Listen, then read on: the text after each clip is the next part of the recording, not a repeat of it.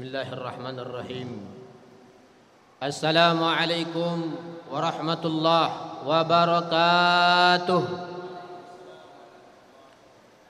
Alhamdulillah, alhamdulillahil wahidil qahhar, al-azizil ghaffar, muqawwiril laili wan nahar, tabsiratan li zawil qulubi wal afkar, wa huwa khaliqul jannah wan nar. Asyhadu an la ilaha illallah wahdahu la syarika lah, sahadatan tudkhiluna darul abrar, wa ashhadu anna sayyidana Muhammadan abduhu wa rasuluh, wa huwa sahibul ahyar aw ra'isul ahyar. Allahumma salli wa sallim ala nabiyyil muhtar wa ala alihi wa ashabihi wa sahbihi hatta ila yaumil mahsar, amma ba'd. Ahibal kiram yang saya muliakan, forum remaja Masjid Raya yang insyaallah kita ini termasuk hamba-hamba yang dimuliakan oleh Allah Subhanahu wa taala. Begitu juga yang saya muliakan jamaah sekalian, jamaah salat maghrib yang insyaallah kita juga termasuk hamba-hamba yang dimuliakan Allah Subhanahu wa taala. Kenapa dimuliakan Allah? Kita gunakan salah satu waktu yang disebutkan oleh para ulama, bainal maghrib wal isya barakatun. Antara maghrib dan isya itu kata sebagian ulama adalah waktu-waktu yang dimuliakan oleh Allah Subhanahu wa taala. Alhamdulillah, kita ucapkan alhamdulillah karena menunjukkan kita bersyukur kepada Allah Subhanahu wa taala. Berselawat atas junjungan alam siang dan malam kita ucapkan kepada manusia yang disebutkan makanal amir. Makanal amir au rais. Tidak ada seorang pemimpin, tidak ada seorang presiden fi hajat dunia dalam catatan sejarah dunia. Iza zukira ismuhu, kalau disebut nama nabi kita yang mulia itu, falaka ajrun, kita dapat pahala. Illa Rasulullah sallallahu alaihi wasallam, kecuali nabi kita yang mulia itulah Nabi Muhammad. Maka kita ucapkanlah sampai-sampai dalam syair Arab. Ada kan di syair Arab tu, walaupun saya enggak hafal semuanya, itu disebutkan Bapak Ibu. Lam yahtalim qatun taha mutlaqan abada, wa mata sa'aba aslan fi madaz zamani, minhu dawabu lam tuhrab ma waqa'at, zubabatun fi jismihil hasani. Nah, itu Nabi kita tak pernah mimpi basah. Wa mata sa'aba aslan fi madaz zamani, tak pernah menguap. Itu Pak Bapak Ibu dengan kita, beda dengan kita. Kalau kita dikit-dikit menguap, jarak 5 menit menguap, apalagi di majelis ilmu. Nabi ndak. Min huddawabu lam tuhrab, sebuas-buasnya binatang. Apa yang paling buas Bapak Ibu? Kawan-kawan, singa. Nah, sebuas-buasnya singa kalau sudah dekat dengan Habibunal Mustafa lam tuhrab, dia tak akan berlari. Jinak sejinak-jinaknya. Nah, itu khususiyah yang diberikan kepada Nabi Muhammad sallallahu alaihi wasallam. Maka bahkan wa ma wuqi'at zubabatun fi jismihil hasani, dan seekor lalat pun tak berani hinggap di wajah Nabi yang mulia. Kalau kita Pak, jangankan seekor lalat, atoknya neneknya lalat berani hinggap di wajah kita. Walaupun perempuan, ya, dia enggak pandang, walaupun perempuan tu pakai make up harga 5 juta, itu enggak peduli lalat, dia hinggap di wajahnya. Tapi Nabi SAW diberikan secara fisiknya saja diberikan kemuliaan. Maka layak kita ucapkan Allahumma salli ala sayyidina Muhammad wa ala ali sayyidina Muhammad. Jamaah hadirin remaja yang dimuliakan Allah Subhanahu wa taala. Sesuai dengan tema kita, judul kita, apalagi ini ceramah tidak lama-lama. Insyaallah enggak sempat lewat waktu Isya. Karena kacang panjang campur gula, ceramah tak boleh terlalu panjang, nanti kena gelar gilo. Itu Ustaz Ahmad Gilo itu lebih, habis selesai solat Isya dia. Waktunya. Bapak Ibu yang dimuliakan Allah Subhanahu wa taala. Adapun tema kita adalah 3 kelompok manusia yang diliputi oleh kemuliaan Allah Subhanahu wa taala. Ini saya ambil dari kitab, namanya Kitab Dardir. Kitab Dardir ini adalah salah satu kitab khusus membahas Isra wal Mi'raj. Karangan Syekh Al-Imam Ahmad Dardir, atau yang terkenal dengan Al-Imam Abul Barakat, karena terkenal keberkahannya. Saya baca salah satu kitab As-Sa'adah fi Sayyidil Kaunain, ada salawat yang sudah sering ahwat-ahwat sering ucapkan itu, kita sering mengucapkan itu. Kata Syekh Yusuf, kata beliau, salawat ini yang membuat dinisbatkan karena bukan maksur salawatnya ini kepada Abil Barakat, pengarang kitab ini, yang akan kita bahas nanti bagaimana sekilas tentang 3 kelompok manusia yang diliputi kemuliaan oleh Allah Subhanahu wa taala. Itulah salawat. Allahumma salli ala sayyidina Muhammadin tibbil qulubi wa dawaiha wa afiyatil abadani wa shifaiha wa nuril absari wa diyaiha wa nuril absari wa diyaiha wa ala alihi wa sahbihi ajma'in. Itu kata beliau dalam kitab As-Sa'adah ala Sayyidil Kaunain. Itu kata beliau awalnya adalah disusun oleh Al-Imam Abil Barakat atau Ahmad Dardir. Jadi kata beliau, Bapak Ibu sekalian, dalam halaman 23 kata beliau, ketika Nabi sallallahu alaihi wasallam walamma urija lil mustawa, tatkala sudah sampai dia ke mustawa, ra'a rajulan mugibban binuril arsy, dia lihat ada seseorang, ada yang diliputi oleh cahaya nur Allah. Inilah yang dimaksud oleh ulama, ada orang yang khusus diberikan kemuliaan oleh Allah, diperlihatkan kepada baginda Nabi Muhammad sallallahu alaihi wasallam. Mugibban, seseorang mugibban yang diliputi binuril ars, nur cahaya aras. Maknanya apa kata ulama ini? Maksudnya diberikan kemuliaan khusus oleh Allah Subhanahu wa taala, dilihat oleh Nabi. Ketika sampai Nabi, sehingga Nabi terheran. Qala, Nabi katakan, man haza, siapa ini? Amalakun, apakah ini malaikat? Wakila, la, ini bukan malaikat. Ini kita bicara apanya? Di ujungnya, poinnya saja. An-Nabiyun, apakah ini Nabi? Kata Nabi Muhammad, la, tidak. Tapi wakila dikatakan, hazar razul, ini seseorang min ummatika ya Muhammad, dari umatmu. Kana fid dunya, dia waktu hidup di dunia, wa qalbuhu ratbun bizikrillah, hatinya basah berzikir mengingat Allah Subhanahu wa taala. Jadi seseorang yang basah hatinya senantiasa berzikir mengingat Allah. Jadi ini yang dilihat oleh Nabi. Jadi Nabi terheran, siapa ini kok begini diliputi oleh cahaya aras? Kalau diliputi oleh cahaya aras, itu maknanya dimuliakan oleh Allah Subhanahu wa ta'ala. Nur itu cahaya. Dalam Quran sering nurun ala nur, kalau nggak salah sekitar 43 kali dalam Quran. Maka kita menuntut ilmu, al-ilmu nur. Cuma sekarang al-ilmu menurun, bukan nur. Itu bedanya. Sekarang ini al-ilmu, kalau dulu ya mereka jaga. Kalau sekarang al-ilmu menurun. Ilmu sekarang menurun. Cuma ada juga orang kadang malam namanya nur. Ada. Itu dia rengka banyak itu. Dia rengka banyak itu Ustaz. Itu malam namanya nur. Siapa namamu? Nur. Siapa namamu? Nur Pak. Kata banyak. Siapa namamu? Nur Pak. Siapa namamu? Nurman. Baru bilang itu. Siapa namamu? Nurman. Baru bilangnya. Keluar suara aslinya. Bapak Ibu yang Allah Subhanahu wa taala. Jadi basah hatinya senantiasa mengingat Allah. Itulah namanya zikir. Zikir. Karena itu yang dipesankan oleh Nabi.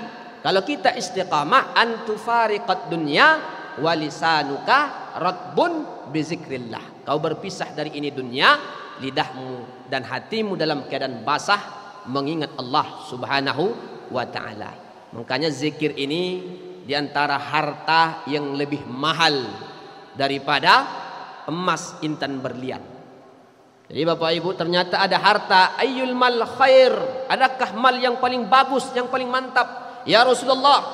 Dalam hadis Sunan At-Tirmizi, hadisun hasan. Hadisun hasan, ketika turun ayat surah At-Taubah tentang dilarangnya kita menyimpan harta, ya, maka sahabat Nabi bertanya, ya Rasulullah, apakah ada yang lebih afdal, yang lebih baik daripada kita memiliki emas dan perak? Ada, kata Nabi. Itulah kata Nabi, salah satunya adalah wa qalbun zakir.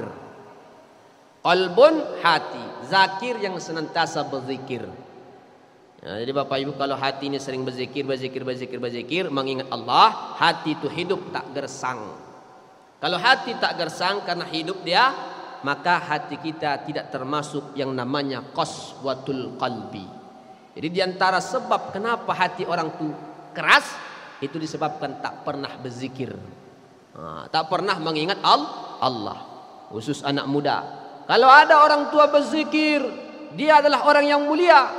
Tapi ada yang jauh lebih mulia ketika seorang pemuda senantiasa dia berzikir mengingat Allah. Jadi kalau ada seorang sudah tua dia dan umurnya sudah baina sege wal pege, ya, umurnya sudah baina sege wal pege, sudah tua dia, berzikir dia secara akal ya wajar. Muliakah dia? Mulia. Tapi jauh lebih mulia lagi seorang pemuda yang senantiasa berzikir kepada Allah Subhanahu wa taala. Baik zikir yang maksur, yang jelas langsung dari Nabi, baik dia istighfar, baik dia subhanallah, baik dia khusus nanti di awal-awal 10 Zulhijjah ini. Dalam riwayat Musnad Imam Ahmad bin Hanbal juga kita dianjurkan fal tuksiru, hendaklah kita aksiru, perbanyaklah oleh kalian. Salah satunya adalah kalimat tahmid, takbir, tahlil. Itu kan zikir. Nah, jadi diriwayat daripada riwayat Ahmad. Alhamdulillah, Allahu Akbar, la ilaha illallah. Itu juga dianjurkan di hari-hari yang 10 hari ini.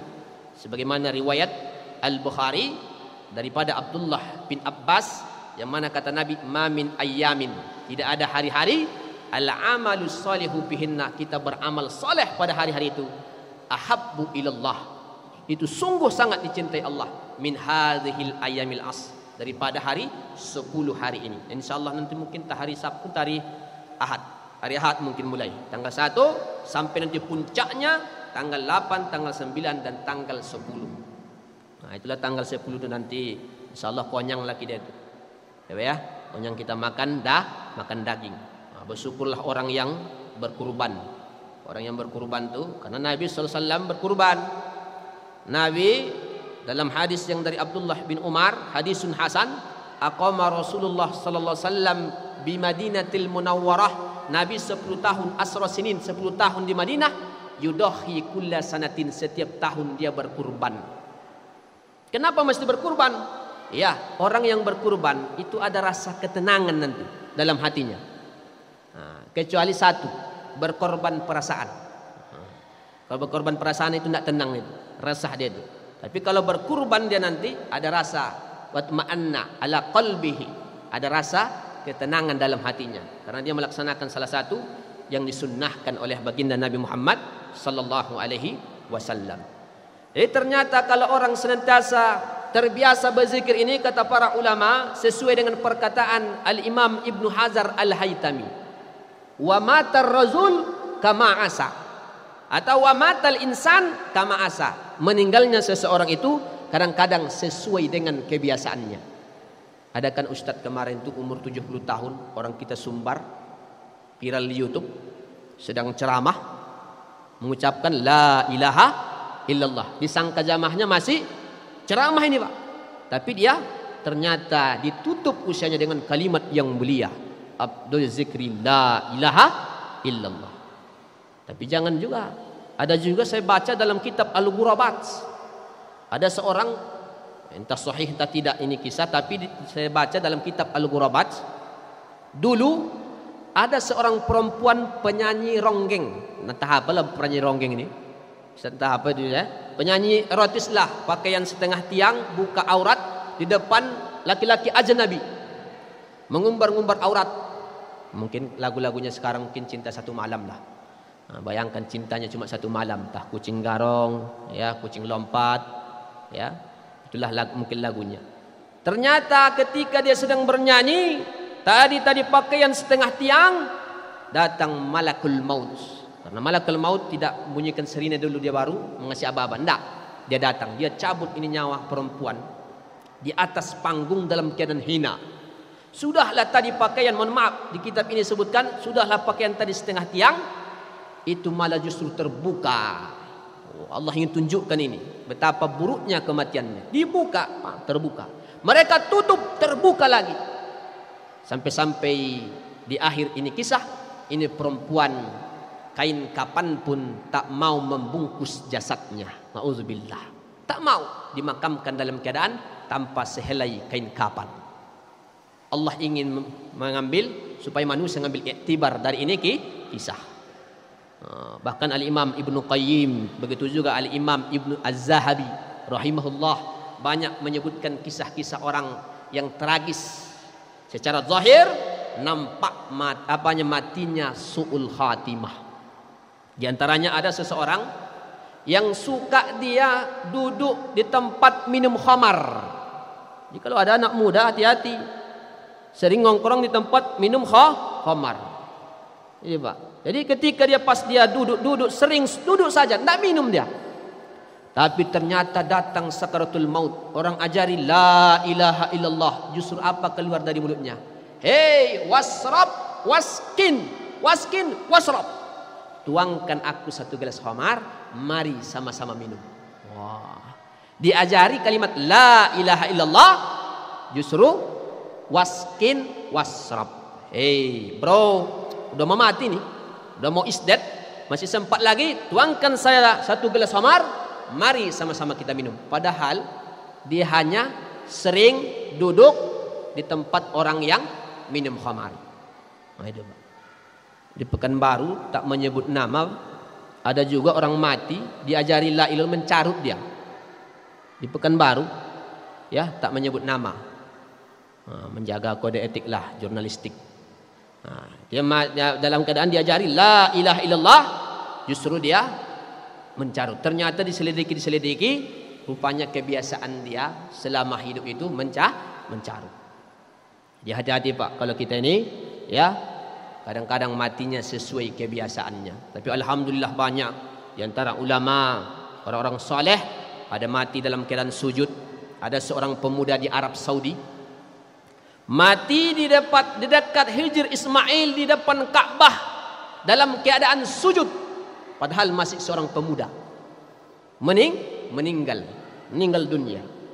Orang heran, amal apa ini?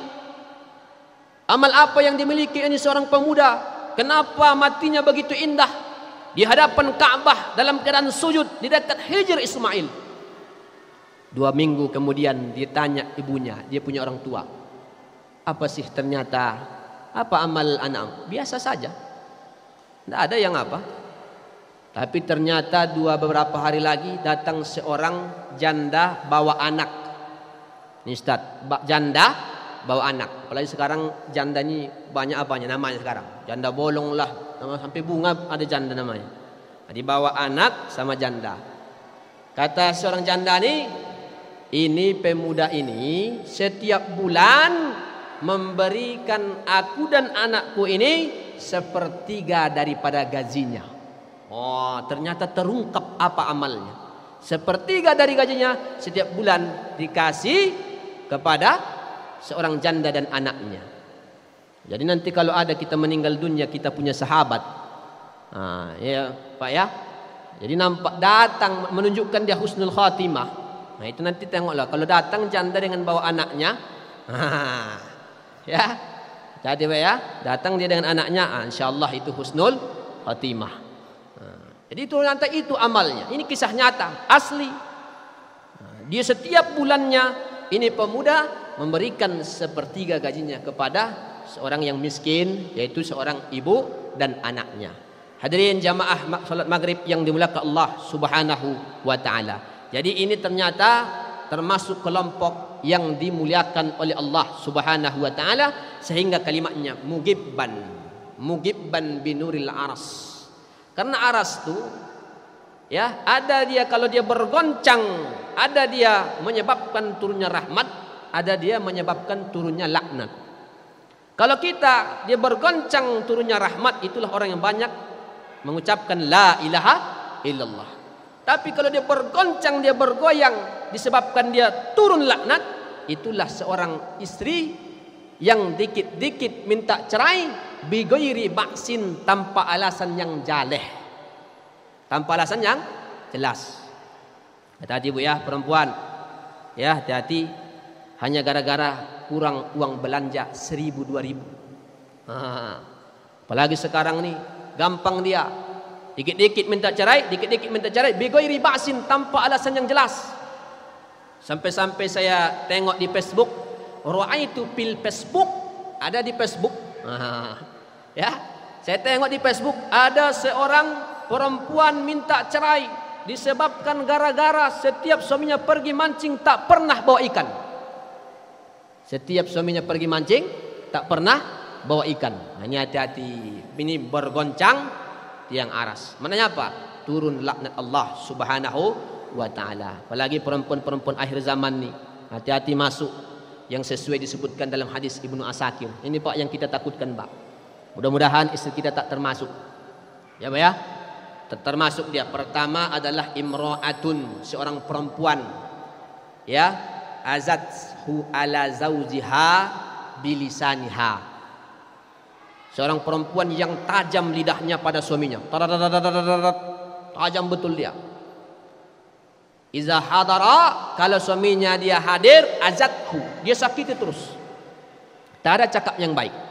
Tapi wa iza ghaba anhu lam yahsun nafsaha. Kalau suaminya tak ada, dia tak bisa jaga diri. Inilah istri yang saya sering sebut, namanya BCL. Apa BCL? Bu, apa BCL Bu? Bini celako. Ada BCL, ada SCL, suami celako. Ada SCL, sekeluarga celako. Cirinya yang kedua, imra'atun tukallifu ala zawjiha, seorang perempuan yang membebani suaminya malayutik, sesuatu yang tidak disanggupi oleh suami. Ini nanti sama juga laki-laki ya, harus adil. Yang tidak bisa disanggupi oleh suami. Maksudnya Ustaz, maksudnya gaji bapak cuma 100 atau 1.500.000, tapi make up supaya nampak istri kita itu glowing. Apa bahasanya? Glowing. Nah, glowing lah, entah glowing, entah glowing, tak apa-apalah. Harganya 5 juta. Harga make upnya 5 juta. Tekor kita berapa tuh? 3 juta setengah. Hanya gara-gara make up yang kadang-kadang menyebabkan tinggal sholat.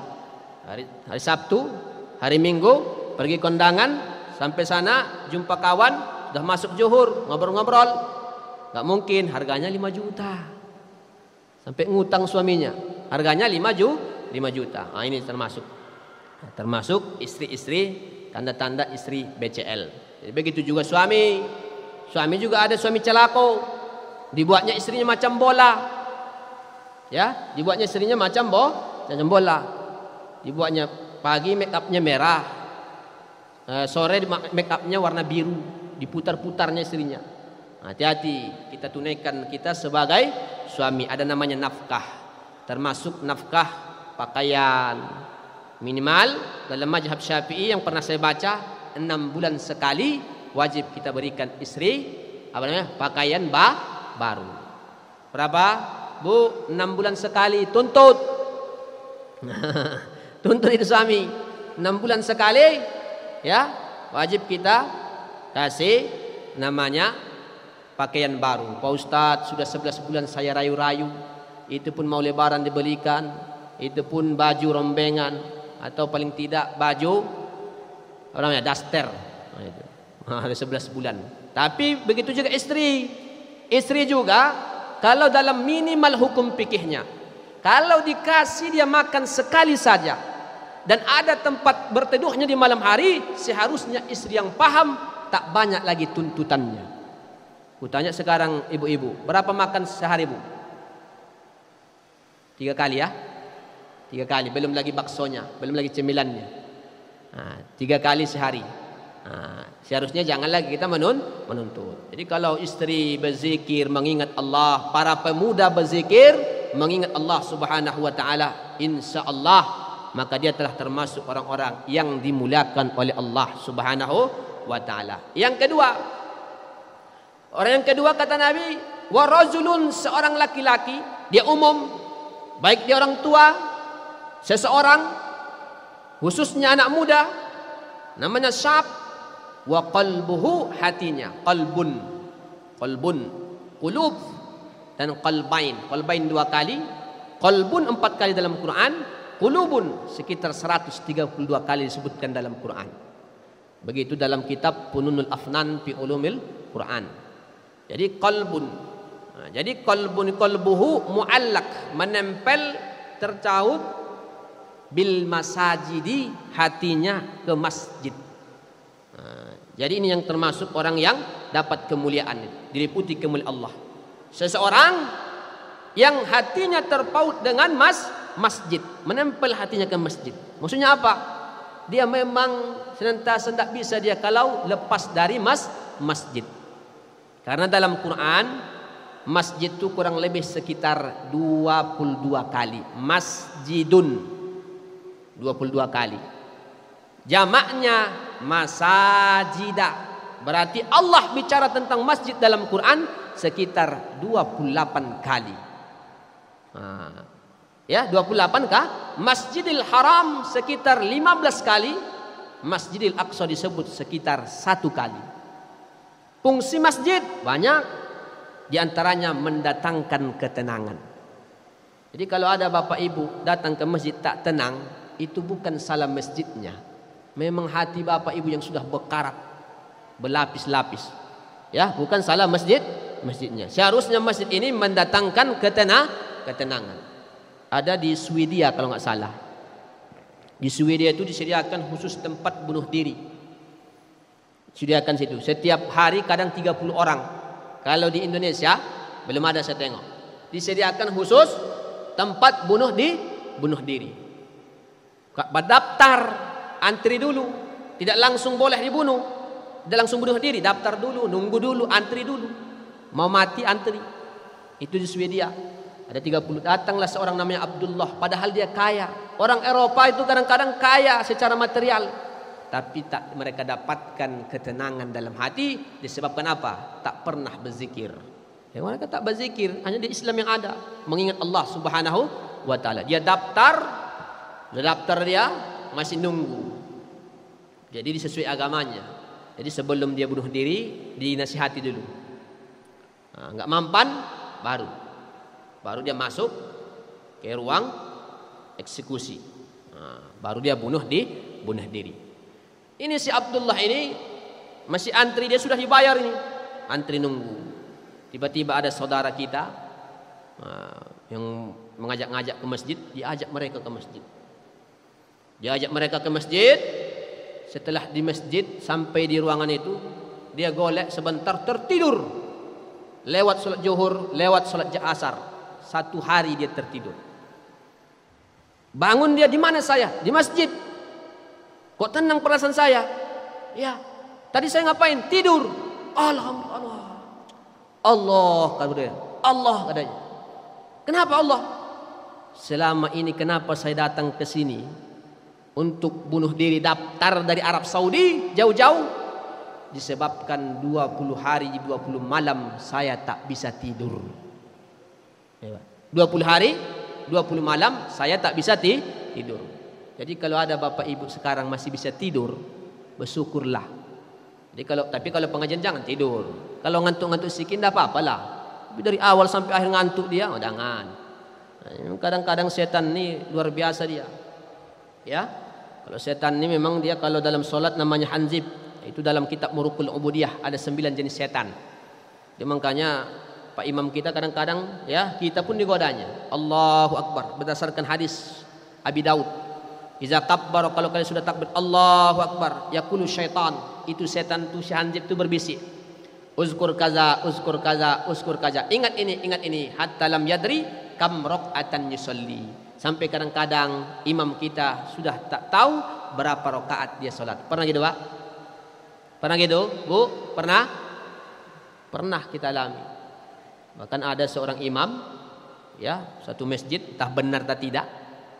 Lagi sholat ya Allahu Akbar, kebetulan dompetnya tinggal di kamar mandi. Imam ini tinggal dompetnya di kamar mandi. Dia imam, Allahu Akbar, Bismillahirrahmanirrahim, Ghairil maghdubi alaihim waladdallin. Datang setan ini. Hei Pak Imam, dompet. Apa dia? Dompet. Waladdallin. Pak Imam, dompet. Jadi dibisik setan ini. Waladdallin. Pak Imam, dompet. Waladdallin. Kata imam ini. Cuma makmumnya cerdas dia Bapak Ibu. Ambil, kata makmumnya. Bukan amin lagi, Jadi kita ini tak terlepas dari ya bisikannya, makanya kita usahakan datangkan yang membuat kita khusyuk. Minimal dalam mazhab Syafi'i 3 tempat. Pertama ketika takbir, usahakan dia. Allahu Akbar.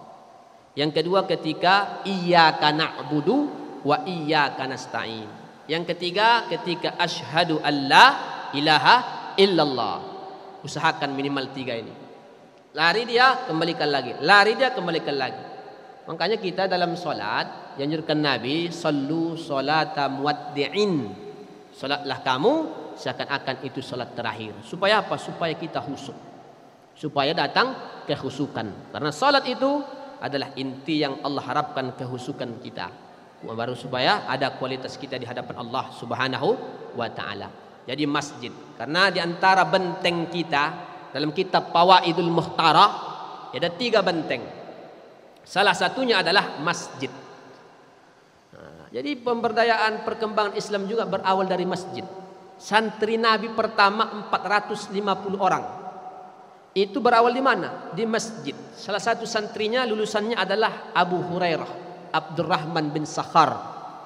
Abu Hurairah itu banyak namanya itu. Saya baca kitab kurang lebih sekitar 60 nama. Saking banyaknya sebutan Abu Hurairah.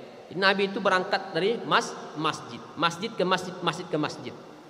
Nah, jadi kita ini hidupnya masjid ke masjid. Jangan sempat kita jauh dari masjid. Makanya kita sayangkan. Makanya kalau ada panggilan azan, hayya 'alas shalah, maka orang yang tadi, yang kedua ini tadi, yang mulia ini langsung itu. Karena apa? Terpaut hatinya ke masjid. Ini kadang-kadang kita ndak. Dijawabnya pula, hayya 'alas shalah, lajulah, lantaklah situ, katanya. Lajulah, lantaklah situ. Takut kita waktu gitu dia bilang dicabut nyawanya, mati kontan dia dalam keadaan su'ul khatimah. Hati-hati.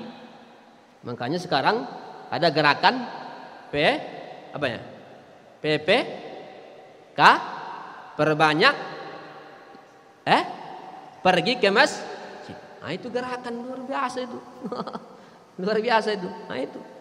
Insyaallah kita ini diliputi mugibban binuril aras, dapat kemuliaan diberikan oleh Allah Subhanahu wa taala. Berapa menit lagi Ustaz supaya bisa? Kadang-kadang enggak tahu kita perasaan. 7 menit lagi. Baik.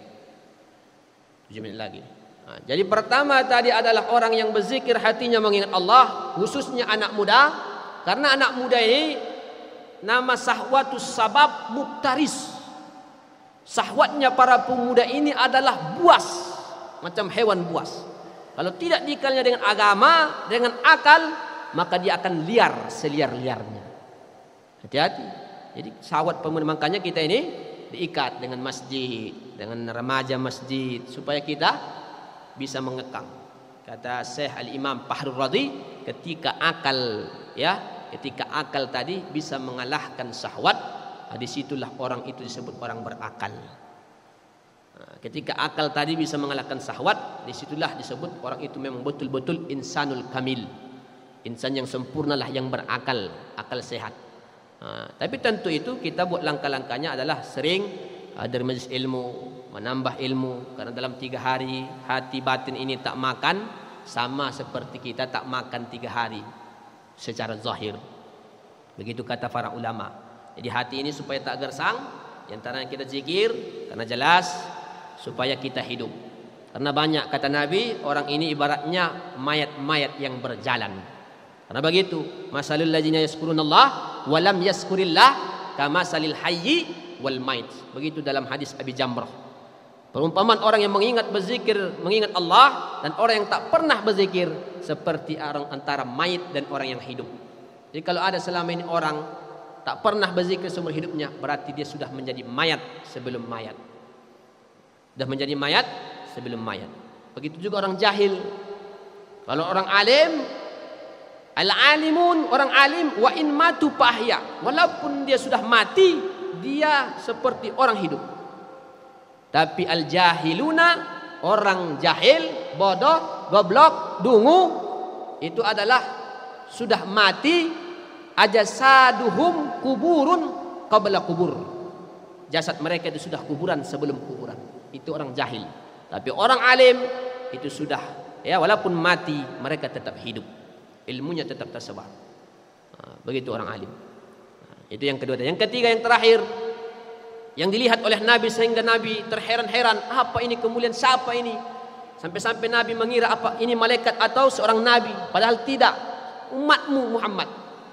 Yang ketiga, lam yastatibba liwali walidayhi qattun. Tak pernah cakap kasar sedikit pun kepada dia punya kedua orang tua. Tak pernah kasar ucapannya. Siapa yang kita tak punya orang tua? Setiap kita punya orang tua. Tidak pernah dia cakap kasar. Makanya kalimatnya ihsan dalam Quran. Bahkan berbareng-barengan kata Imam Ibnu Abbas, dinukil oleh Syekh Al-Imam Al-Malibari dalam kitabnya Irsadul Ibad. Salasu ayatin makrunah nazalat makrunatan.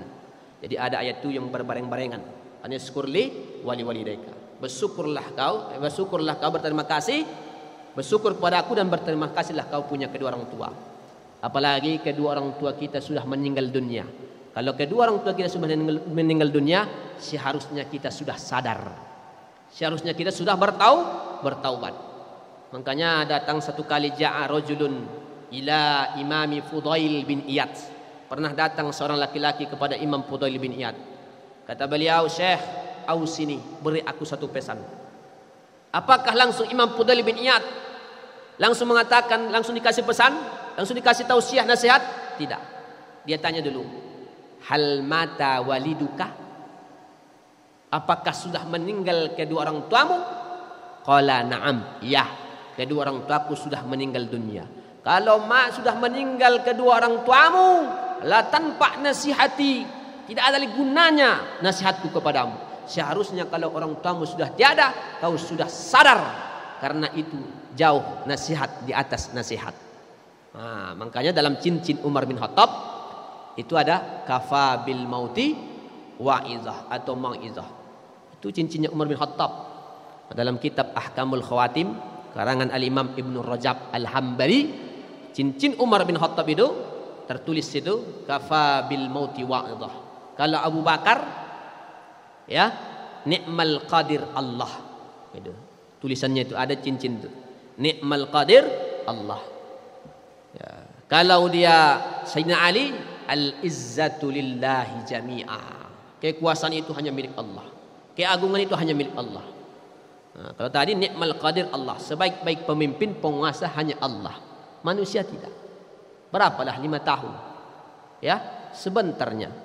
5 tahun, 10 tahun. Sebentar, tapi pengadilannya luar biasa. Nauzubillah, summa nauzubillah min jalik. Kalau dia ibaratnya seperti, ya, seperti yang disebutkan dalam riwayat, seperti kal asad. Ya, kalau ada pemimpin ini garang, dalam artian menindas dia, garang buas. Wa ru'usuhum wa wuzra'uhum, perdana menterinya kazibi seperti serigala. Tapi rakyatnya kal ghanam seperti kambing.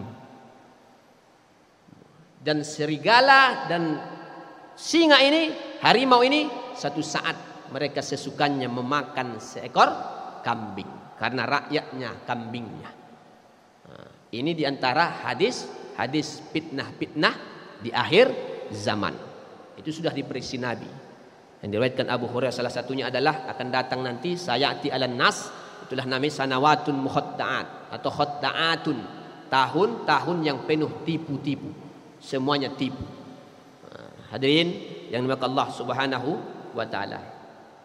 Sudah masuk Ustaz? 1 menit lagi.